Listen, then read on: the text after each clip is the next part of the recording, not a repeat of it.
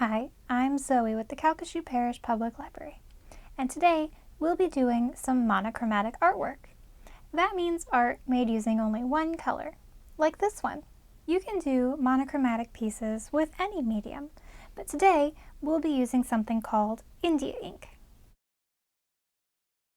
If you want to try this with me, you'll need ink, a paintbrush, napkins or paper towels, some watercolor paper, some water, and something to hold your ink. You may also want to protect your work surface. This ink is water resistant, so it will stain. Let's get started.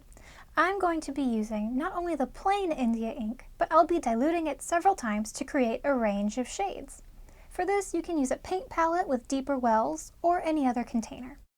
In my first well, I'm putting plain India ink. This will not be diluted.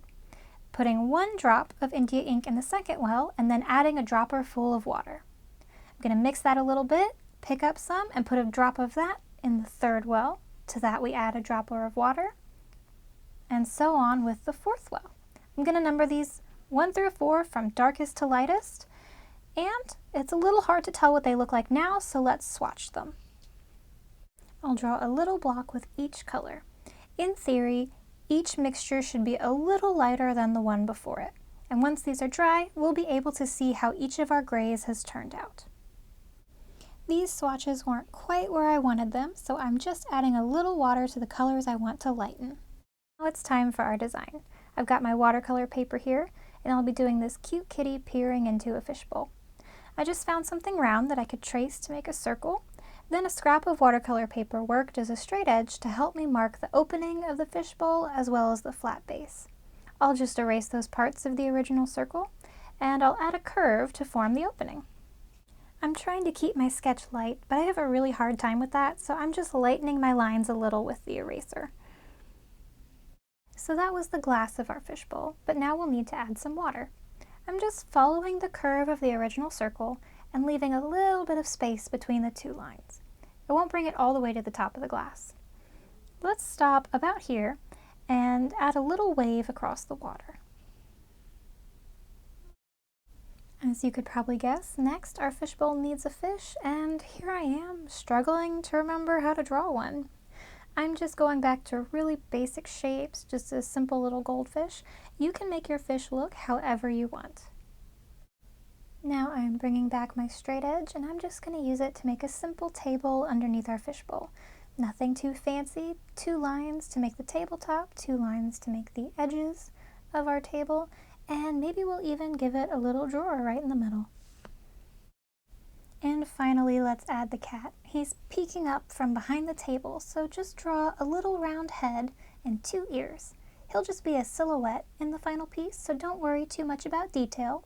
Though I do want to add 2 tiny little paws, like he's holding himself up, desperate to see the little fish. Now we can start applying our ink. The first thing we'll do is ink the animals in our darkest color, number 1. You can see I've gone ahead and done the fish, and I'll just do the cat really quick. If you look at my brush, it's very thin, but it's also quite long, and that's going to help me keep my lines steady. Next, I'm going to grab a little bit of our number 4, and I'm using this for the lightest color for the edge of the glass bowl. Please remember to clean your brush every time you switch colors. If I still had number 1 on my brush whenever I grabbed some of number 4, obviously I wouldn't get this nice light color that I'm looking for. Now that the glass bowl is completely outlined, we're keeping that number 4 on our brush, and we're going to start outlining the water. While you're doing this, be careful to keep the separation between the glass and the water. Keep your lines really thin. In your brush, and go ahead and grab that number 3, and we're just going to fill in our fish really quickly. Because this is a mid-range, his dark outline and the details that we've drawn will still show through, but he'll stand out from the lightly colored water. We're going to fill in the cat almost entirely with number 1, our pure ink. I know I gave him little features, but I want him to be a mischievous little silhouette. So you can see that I'm stopping just where his body meets the glass. We're going to use a different color for that section. For the rest of his body and his little paws, we're going to use number 2. Using these two different shades will help us create a neat little distinction between the water and the glass. Switching back to number 1, we're going to start on our table. I don't want to outline the entire thing. I think maybe that would be a little bit too harsh with all the borders outlined. So I'm just going to do the top edge, maybe a little bit of this corner here, and I'll go ahead and outline the drawer as well. These outlines should help the drawer stand out a little bit more once we actually color in the whole table. Let's go back to our lightest ink, number 4, to start filling in the water in our fishbowl. I'm trying to keep most of my brush strokes going in the same direction in case they show a little once it's dry. I'm also trying to overlap as little as possible so I can get a more even color. Once your water is all colored in, the only thing left to fill in is this table.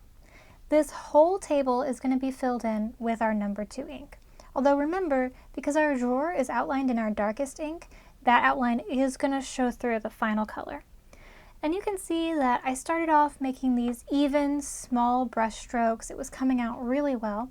But when I got to about this section of the drawer, I realized I was having a lot of trouble getting even coverage on large spaces like this. So I just started piling on the ink. And it looks a little extreme, but this is going to dry much lighter. Our previous lines are still going to show through. And even my messy brush strokes will look a little bit like wood grain. And that final step is to add a handle for this drawer. And we're all done. Here's my finished design. I hope you enjoyed this video, and if you followed along, feel free to tag us in a photo of your artwork. Check back each week for more videos from the Calcasieu Parish Public Library.